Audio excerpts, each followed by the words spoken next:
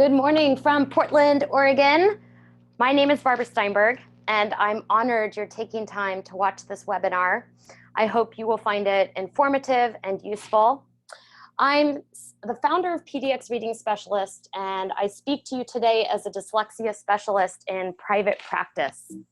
However, my roots are planted deep in the classroom. I taught for 12 years, and after watching handfuls of smart, hardworking students fall through the cracks, I made the very difficult decision to leave the classroom and have devoted my life to working with and advocating for, and of course, teaching students who simply learn differently.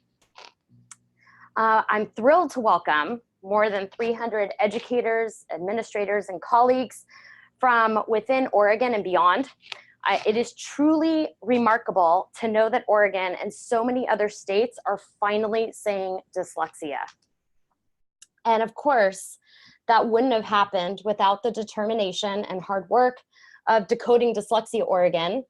I personally am indebted to this group of women who joined forces and really have proven that change is possible.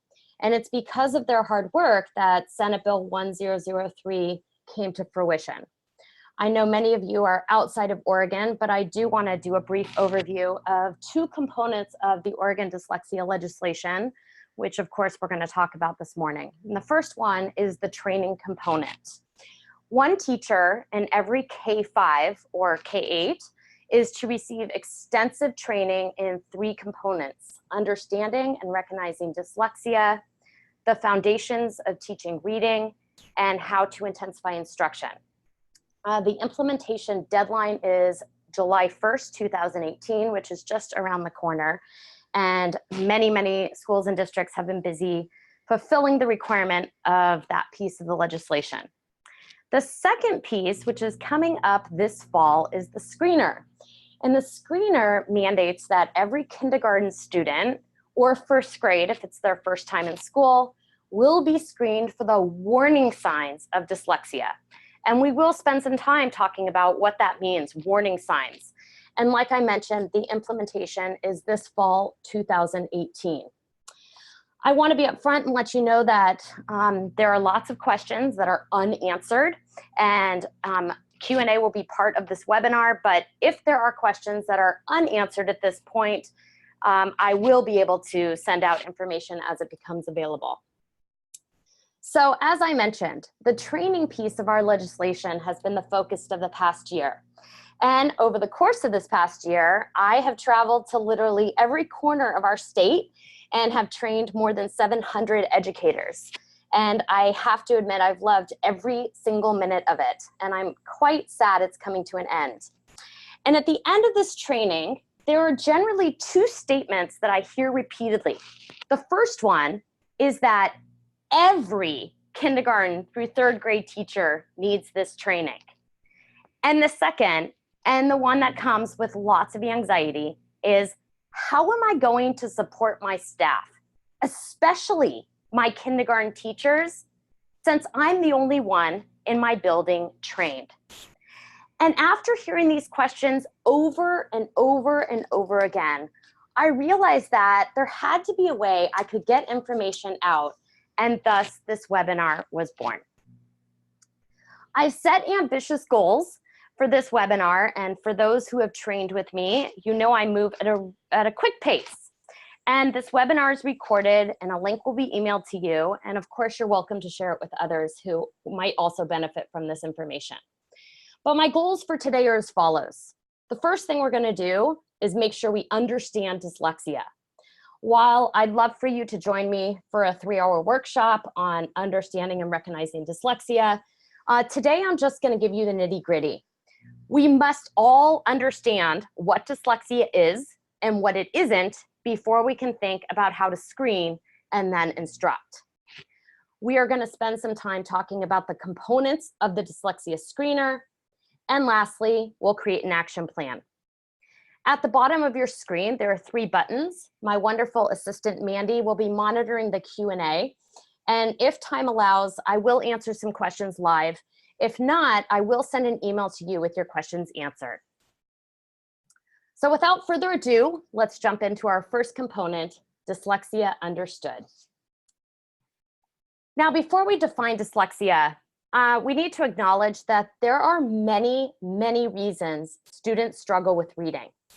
Inadequate instruction, trauma, English as a second language, lack of exposure to oral language, cognitive deficits, and learning disabilities are all possible reasons students might not achieve success. However, dyslexia is the most common reason. Dyslexia is the most common and prevalent of all known learning disabilities. It is the most researched.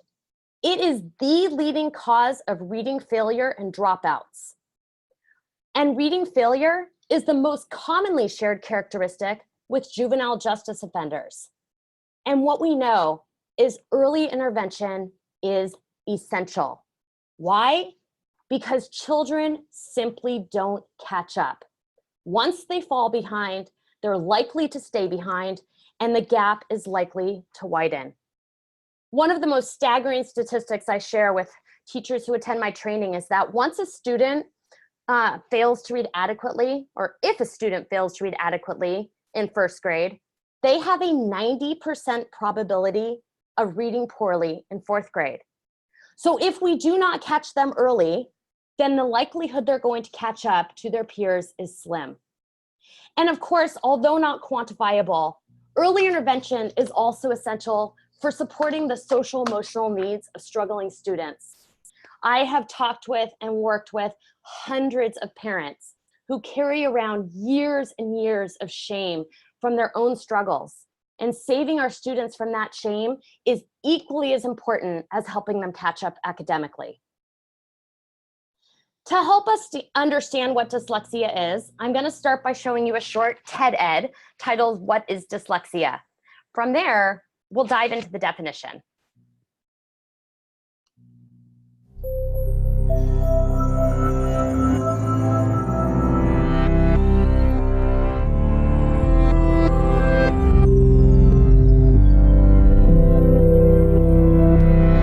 Take a moment to read the following.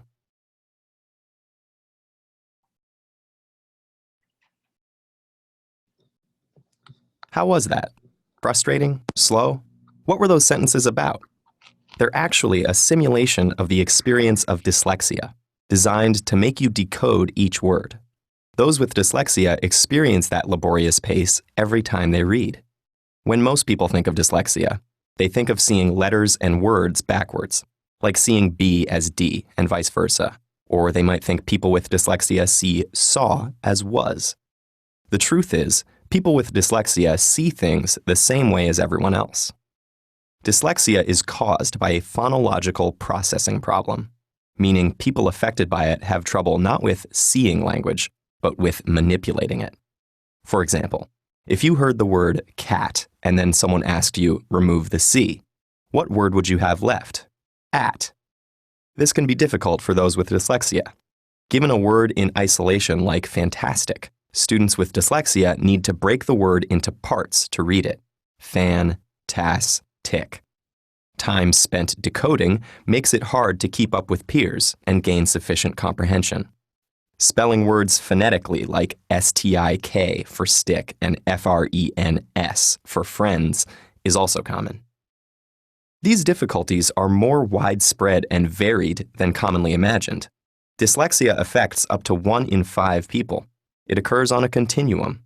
One person might have mild dyslexia, while the next person has a profound case of it. Dyslexia also runs in families.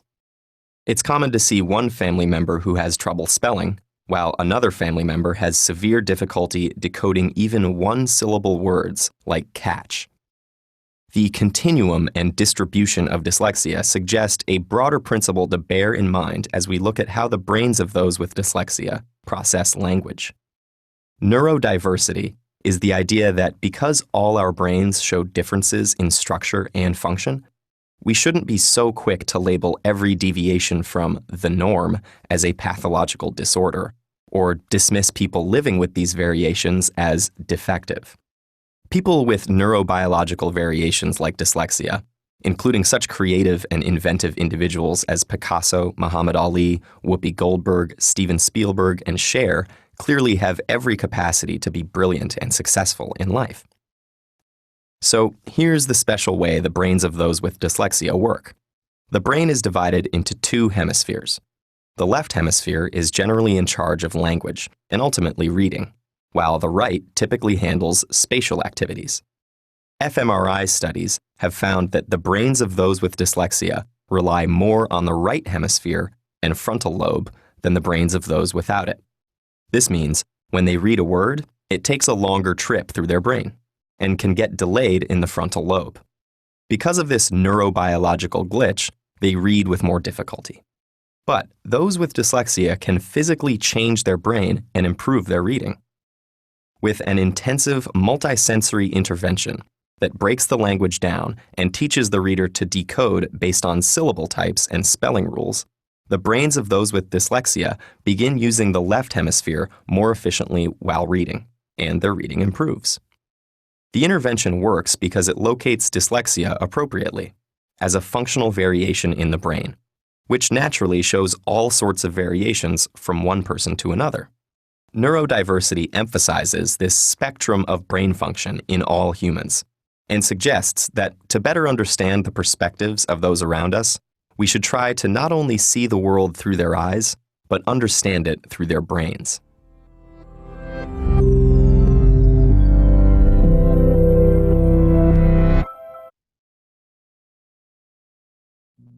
You can find this video at TED Ed, or there's a link on my website. And one of the reasons I love this overview so much is not only does it do an amazing job of giving us a neurological understanding of dyslexia, but it also portrays dyslexia in such a positive light that it's really about neurodiversity. It's not about can and cannot or right or wrong. It's just a difference in the way the brain processes language. Now, I think it's important we take a moment to look at the actual technical definition of dyslexia. And the definition we're going to use is from the International Dyslexia Association. But if I put up the definition from the National Institutes of Health or the American Academy of Pediatrics, all of them would have the same tenets, the same bullet points, just with a little bit of a different wording. And the first one is that dyslexia is a specific learning disability that is neurological in origin. Where is it? It's in the brain. And that is one of the first myths that gets debunked as soon as I train teachers. It is not about vision, it is neurological. It is a specific learning disability, and it is identified in the definition of IDEA. It is characterized, and that word characterized is important because it's a cluster of characteristics. And while no two individuals are exactly alike, there are certain characteristics that are seen repeatedly. And the first one has to do with the ability or inability to automatically and fluently recognize words. Reading is an automatic process. You have to become automatic. It's not enough to just simply know how to attach sounds to symbols and put words together. You have to be able to recognize the meaningful components of words so that when you progress through the grades, you're able to expend all of your brain power on reading comprehension. And to accompany word reading, we have spelling. Poor spelling is almost a universal hallmark of dyslexia. And it's due to the fact that when we read, we're able to employ all of our compensatory strategies. We can rely on graphophonic clues like first letter, last letter, length, and shape. We can rely on context. We can rely on syntax. With our earliest readers, they can utilize picture cues. But when it comes to spelling, the only thing we can rely on are the sounds we hear and our knowledge of the symbol system. Now, why do these difficulties exist? Well, because typically there is a deficit in the phonological component of language. Now, phonological has that root phon, which means sound. And of course, as we project this information forward to thinking about instruction, we know that the same root that it is in phonological awareness is here. The deficit is auditory, the inability to process language, even though I understand the words you say as whole units of meaning and sound. And of course, it's unexpected in relation to other cognitive abilities. Sally Shaywitz, researcher out of Yale Center for Dyslexia and Creativity, describes dyslexia as having a sea of strengths, and in the middle of that sea of strengths is this one unidentified weakness. But this one unidentified weakness penetrates everything that you do when you are a student, especially in kindergarten, first and second grade. And of course, the provision of effective classroom instruction. You cannot be dyslexic if you have not received effective instruction. Now, secondary consequences include problems with reading comprehension. Early readers, kindergarten, first, second, are often able to muddle their way through a text, even if they can't decode fluently. They don't have that automatic word recognition. And most likely it's because they have compensatory strategies they can bring to the table, like vocabulary knowledge and background knowledge. And also it's because the text structure is incredibly simplistic. But once readers get to third grade and the majority of words become multisyllabic and the text structure becomes more sophisticated, then all of a sudden reading comprehension hits a wall. And of course, the goal of instruction in reading is always with comprehension as the end goal. Secondary consequence of reduced reading experience, I think this is one of the most tragic.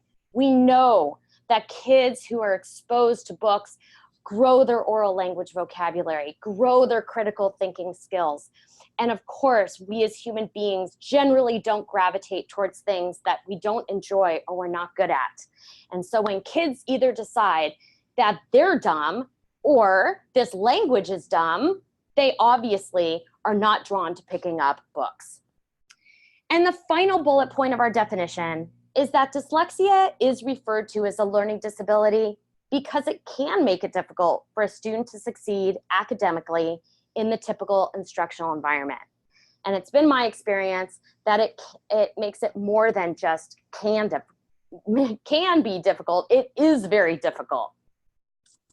So now that we have an understanding of dyslexia, let's help define it by what it's not. Sometimes something that's so complex is easier understood by identifying what it's not. Dyslexia is not difficulty with vision or hearing. Yes, reading is a highly visual process. You have to be able to take those words off of the page and be able to visually discriminate between different letter shapes. But dyslexia is a language processing challenge, not a visual one. And of course, hearing. Our ears and our eyes work together. We need to hear sounds and words. And obviously, if you have auditory processing challenges, it's going to potentially impact your reading or your spelling. But that is completely different from dyslexia. Dyslexia is not about seeing things backwards. In fact, kids who write letters backwards in kindergarten and first grade, that is developmentally 100% appropriate. Reversals are a symptom that some learners that end up being identified as dyslexic experience, but it is by no means the universal hallmark. It is not due to limited intelligence or low motivation. It is not due to poor teaching, and it is not a rare disability. And lastly, it is not a disability that can be outgrown because it's in the brain. Now, that is the quickest Dyslexia 101 I've ever done. And if you are interested in learning more, I invite you to visit the resources section of my website, which I'll point out at the end of this webinar, because there is more to learn. This is the tip of the iceberg. But we're going to transition now to talking about the dyslexia screener. Now, this fall, as I mentioned, every kindergartner in a public school in Oregon will be screened for the warning signs of dyslexia. And the key words here are warning signs. One huge misunderstanding among the educators I've trained is that the screener will identify whether or not a student has dyslexia. But as I just discussed, you cannot have dyslexia unless you've received instruction. So the idea of identifying students at the beginning of kindergarten is absurd. However, the warning signs are there if we know what we're looking at.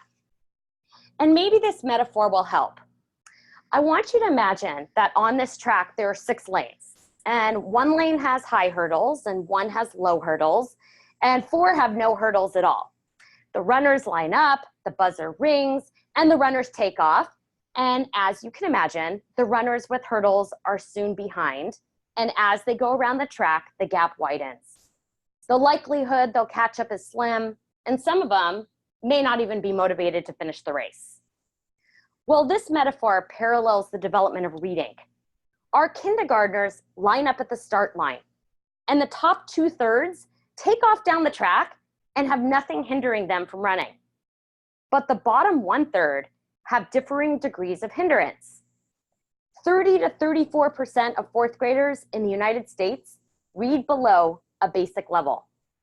And our effort to date has been focused on teaching these students how to become more efficient hurdlers once they've reached that hurdle and fallen over. The kindergarten screener allows us to identify the hurdles before the race starts. And even better, we can provide effective prevention in addition to core instruction so that our students don't have to face plant on the track when they're in 2nd, 3rd, or 4th grade. So what are these hurdles? Well, there are 4 of them, and we're going to take a look at each one, beginning with phonological awareness. Let's start with some research. Phoneme awareness is a strong predictor of long-term reading and spelling success. And it actually can predict performance more accurately than variables such as intelligence, vocabulary knowledge, and socioeconomic status. It is true that when our kindergartners come to the start line of that race in kindergarten, they all come with varying degrees of what we'll call baggage. Some haven't had an opportunity to be exposed to language and literacy. Some come from poverty, some have trauma, and that is absolutely, those are factors we have to consider. And phoneme awareness performance is considered to be a more accurate predictor than any of those. It is the common deficit among struggling learners. And the best research finding of all is that of all of the things that teachers teach in those early years, phonological awareness is one of the few things that teachers are able to influence significantly. Now, the terms phonological awareness and phoneme awareness are often used interchangeably. However, phonological awareness is actually an umbrella term. Phonemic awareness, which is that ability to process and manipulate sounds within words, is the most sophisticated of all the phoneme awareness skills, or phonological awareness skills. And it is the skill that readers need to master to become proficient readers and writers. Now, we don't know yet which screening tools will be on the approved list for each area of our screener. But let's say DIBELS is on the list. The first benchmark for phonological awareness in kindergarten asks students to isolate the first sounds in words. And there are many students who will not be able to do this on day 1 of kindergarten, and that's okay. But with appropriate instruction, students should make progress. If, however, a student is not making progress, there's a chance that they're missing preceding skills. And that's because phonological awareness is a developmental continuum. And because phoneme awareness is already halfway up the stairs, there's a chance a student might need to go backwards before they can move forward. But we'll talk more about that later when we get to instruction. Let's look at the second area of our screener, rapid naming. Rapid naming refers to the long-term memory store that's necessary to be able to hold and organize everything we know and can do. And since reading is an automatic process, if rapid naming skills are weak, then it is a great predictor of later challenges with reading fluency. Once again, I always defer to the research. And so the first research finding is that rapid automatic naming, the acronym RAN, are one of the best, perhaps universal predictors of reading fluency across all known orthographies. Now, why is this so significant? Well, we generally can't assess oral reading fluency until the middle of first grade. The middle of first grade for many universal screeners is the very first time we can get some data on a student's words correct per minute and accuracy. And of course, if that's our first indicator that they're not automatic, then we're going to, of course, hopefully provide some extra intervention. And then we see at the end of first grade whether or not that worked. Well, if we go back to our original research about the first grade being the point at which, if you're not reading successfully, your chance of catching up is slim, then waiting until the middle of first grade for our first window into whether or not this child is on track is not going to be beneficial down the road. So being able to look below the surface, and that goes to that second bullet, that naming speed is a cognitive correlate of dyslexia. And to understand that, I'm going to use a visual metaphor of an iceberg. So with an iceberg, we know that 2/3 of the iceberg are below the surface. And what we see above the surface is achievement. So can this child decode? Can this child write? And of course, what's happening below the surface are those cognitive characteristics. Well, rapid automatic naming is what is happening below the surface. And the outcome of rapid automatic naming is the ability to read fluently. And since, once again, we can't see that achievement until the middle of first grade, how can we look down that lane of those runners and see whether or not, when they get to first grade, there's a chance that they might hit a hurdle? And that's what rapid naming is exactly about. So what does it look and sound like? Well, these rapid automatic naming tasks assess that retrieval of information that is overlearned and over-practiced. For example, letters in the alphabet, objects, color names. I should be able, without any effort at all, name these letters. S-T-N-A-K-C-T, S-C-K-A-N-C. I can do it without thinking at all.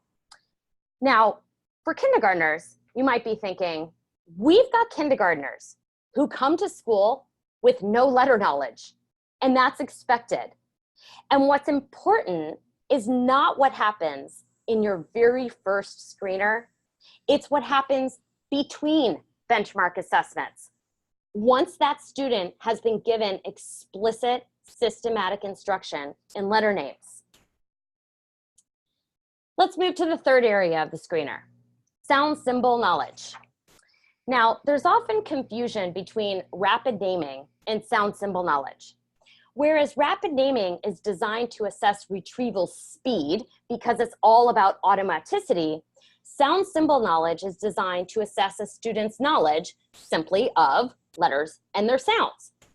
Now, once again, students come to kindergarten with varying degrees of exposure to letters and sounds, and it's important to focus once again not on what happens in the fall, but what happens between the fall and the winter after students have received explicit instruction.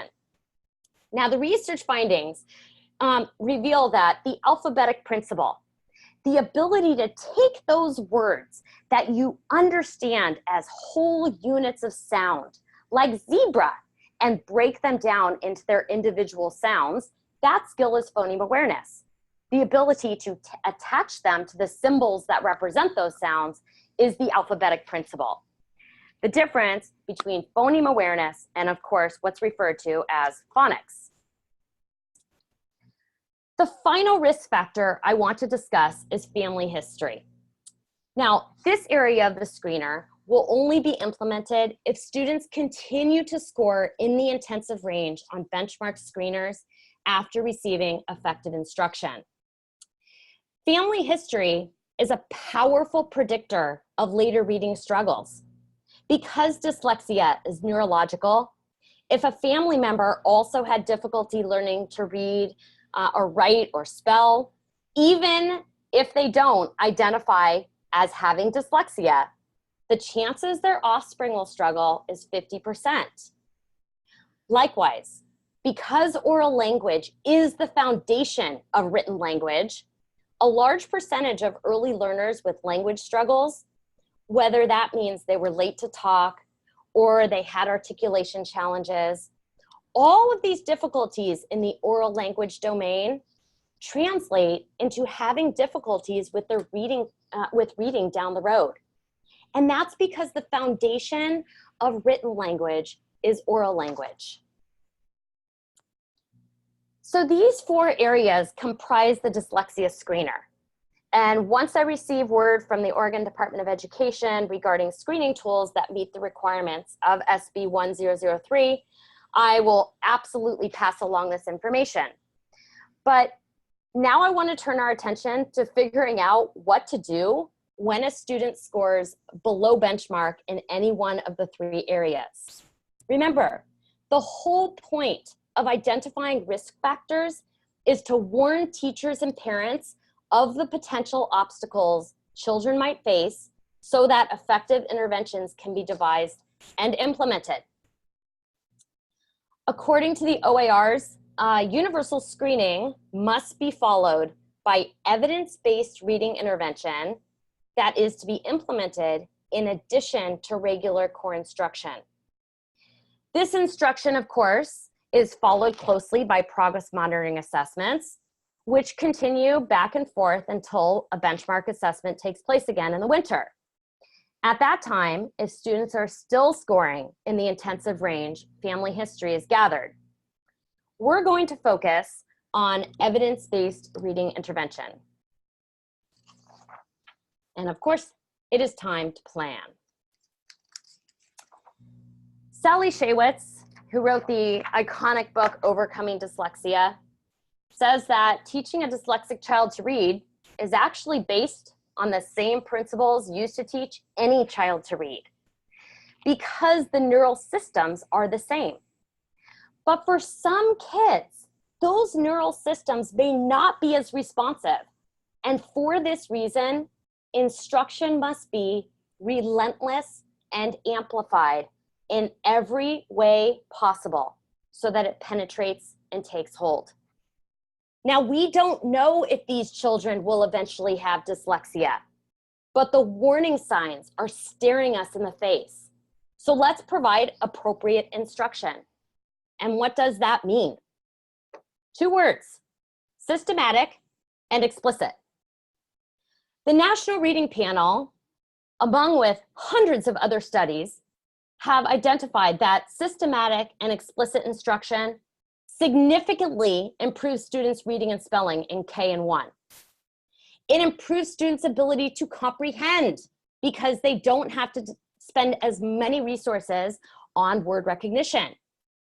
It's beneficial for all students, regardless of socioeconomic status. It's effective in helping to prevent reading difficulties. And it's beneficial in helping students who are having difficulty learning to read. Now, I want to circle back to that question that so many educators have asked me. And after hearing it over and over and over again, I wondered, how am I ever going to reach all of the educators throughout our state to give them this basic understanding of dyslexia, as well as the tools to be able to effectively provide preventative intervention? And it led to what I'm going to refer to as a light bulb moment. I certainly hope that one day all of our educators throughout Oregon and beyond will be able to understand and recognize dyslexia. And of course, I also hope that one day all educators will possess that foundational knowledge required to teach beginning reading and writing, knowledge that transcends curriculum. I always say in every workshop I deliver that a curriculum does not teach a child, a trained teacher does. But at this moment, we have districts in Oregon without a universal screener in place. And I've talked with more than a few kindergarten teachers who are still confused on the differences between phoneme awareness and phonics instruction, teachers who have no idea how to interpret their benchmark assessment data, and of course, to then implement meaningful instruction. And I want to be clear that it's not their fault. Like me, they never received this type of training in their teacher prep programs. But we really can't wait any longer. And I don't want these teachers to be left in the dark. Kindergarten and first grade teachers are going to be bearing the brunt of responsibility in terms of implementing the screener, answering parent questions, and providing evidence-based instruction. And so with the help of an incredible team, we created a toolkit. And the toolkit is intended to be used for preventative intervention. Intervention is a reactive place to be. Prevention means that we're able to see the warning signs and we're going to give you an extra dose of systematic explicit instruction before you've fallen behind your peers. So inside this toolkit, I've included some fact sheets about the reading brain and dyslexia, because once again, I understand that not every kindergarten and first grade teacher will be able to take a training or even have time to watch a video. But hopefully, these easy to read and understand fact sheets will be helpful and can also be passed along to parents. There are also fact sheets about phonological awareness and alphabetic knowledge, the areas that, of course, are assessed through the screener. I've identified what they are, why they're important, what the research says, and how they connect to dyslexia. And the connection is what's so important, not because we intend to say this kindergartner is dyslexic. Of course not. But because we know that the connection to dyslexia is absolute. But beyond fact sheets, this is where it gets awesome. And this is where having a background as a classroom teacher comes into play. Once teachers have administered their screener, they can use the color-coded flowchart to determine where to begin instruction. So let's say your screener asks kindergartners to identify initial sounds and your student scores below benchmark. Well, then the question is, can your student rhyme? Because that's one step behind on that developmental continuum. If not, then follow to the red box titled Intervention, Prevention, Syllable, and Rhyming. So now you know where you're going to start. Well, follow this red box to the table of contents, and you'll see that under rhyming, there are instructional activities that match the skill. Now, one aspect of systematic explicit instruction is that it is direct. And I wanted to make instruction that was direct, but also I wanted to have instruction that could be utilized in a center model or even taken home. And so you'll see that in this toolkit, there are 60 what we'll call game boards. But don't be fooled. These games are evidence-based, explicit, systematic. And they're printed on heavy-duty gloss cardstock, so they will survive lots of little kid hands, and of course separated into pre-labeled bags. So all of your rhyming activities are in a designated bag, all of your phoneme activities are in a designated bag, and of course, with each activity, you have all of the things that you need. You have picture and alphabet cards, you have the die, you have the slinky, you have the puppet. It really is intended to be a grab and go, because I know what it's like to be a classroom teacher, and we don't have time to go back and recreate the wheel. Now, of course, in an ideal world, I would get $1 million grant and just send these out to every kindergarten teacher across our state, but that hasn't happened yet. And of course, printing on playing cards and printing on heavy-duty cardstock and putting these in professional boxes so that they can sit on your shelf costs a little bit of money. And so the toolkits cost $199 on pre-sale through June 15th. And they're in production right now. They're going to ship mid-June. And then after that, they're going to go up to $249. You can order them on my website. And obviously, if you have any questions specifically, I'm happy to answer them. And I'll put my contact info up at the end.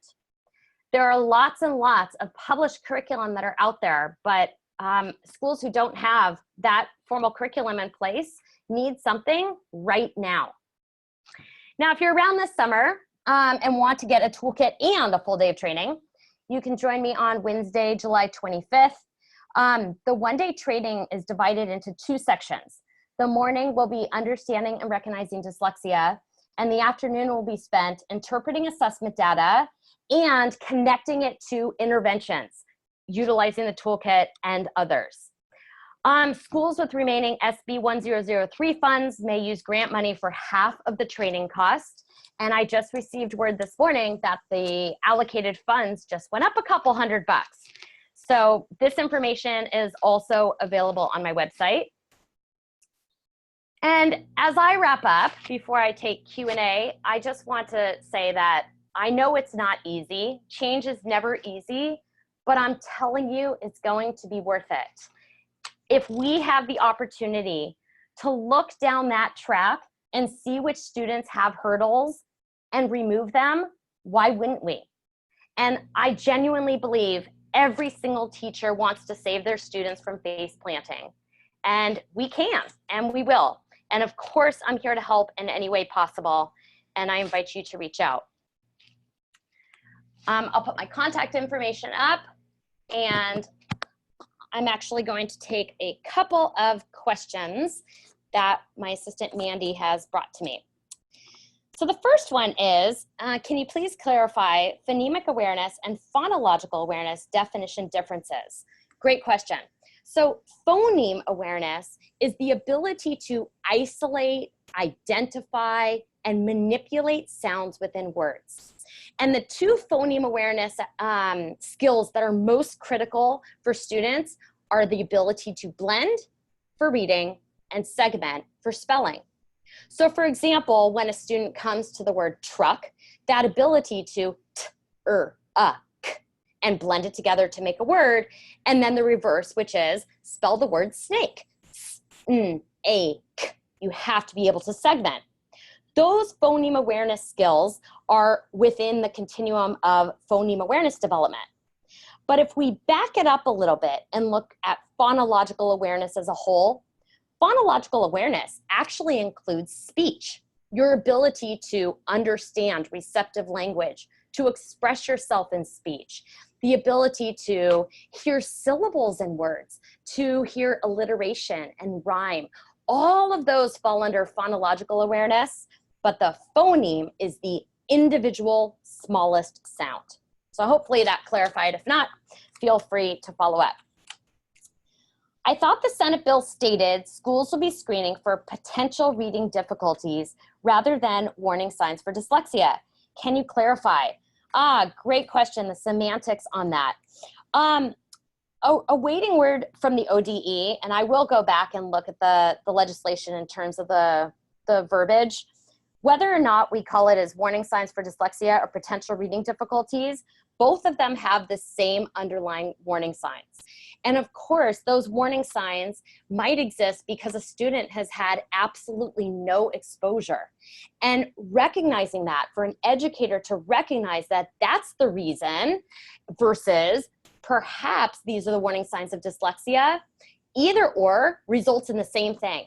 That kiddo needs intensive, systematic, and explicit instruction. Next question. What was the name of the grant or funding source can you use to purchase the kit? Okay. Unfortunately, no, because the grant is not able to be used for materials. It's just for training.